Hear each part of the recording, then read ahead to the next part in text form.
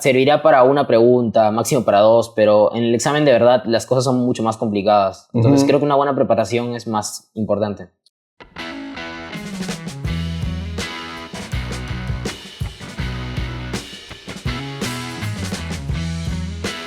El examen SAT, ¿qué te pareció el examen?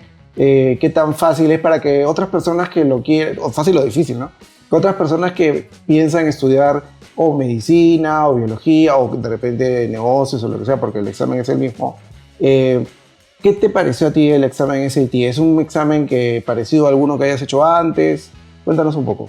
Bueno, pienso que el SAT, sobre todo, la dificultad radica en que tienes que tener bastante resiliencia. O sea, es una cosa que tienes que ser bastante constante y, por ejemplo, las prácticas tienen que ser todos los días. No puedes descuidarlo, por ejemplo, durante una semana, porque después podrías aumentar tus tiempos o en alguna pregunta que deberías responderla al toque, tardarte más tiempo. Sobre todo pienso que la dificultad es eso, que tienes que estar practicando constantemente.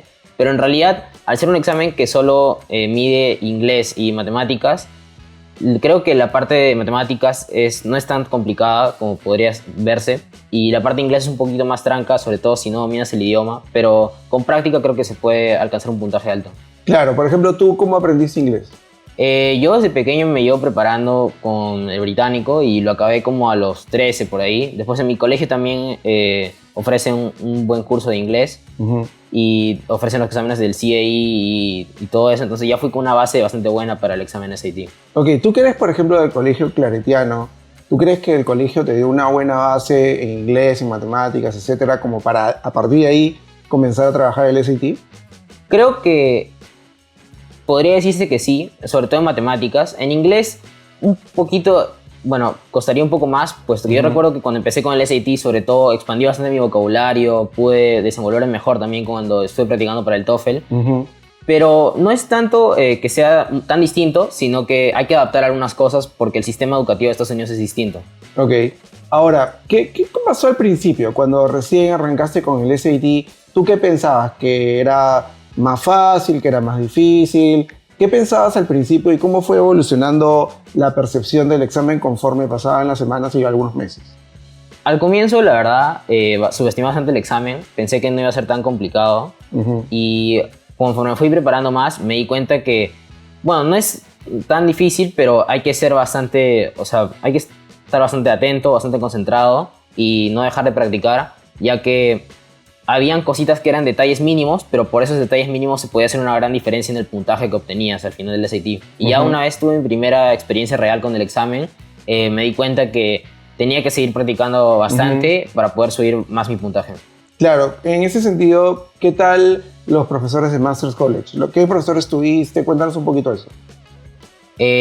Tuve clase verbal con el profesor Elías. Me acuerdo de él bastante porque me ayudó bastante, sobre todo en la parte de reading and writing.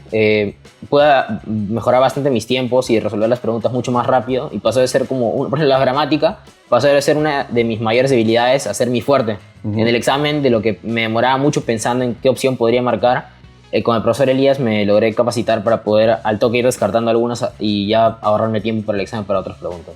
Ok, en la parte de matemáticas, ¿cómo hiciste? Estuve con el profesor Paul y me acuerdo también que me ayudó bastante porque le pedía material y siempre me daba algo nuevo para aprender. Sobre todo mis tiempos también mejoraron. Ok, ahora, en los últimos años, yo cada vez escucho más a chicos de tu edad, más o menos, que, por ejemplo, quieren estudiar con videos de TikTok o ChatGPT o cosas así. ¿Qué piensas tú?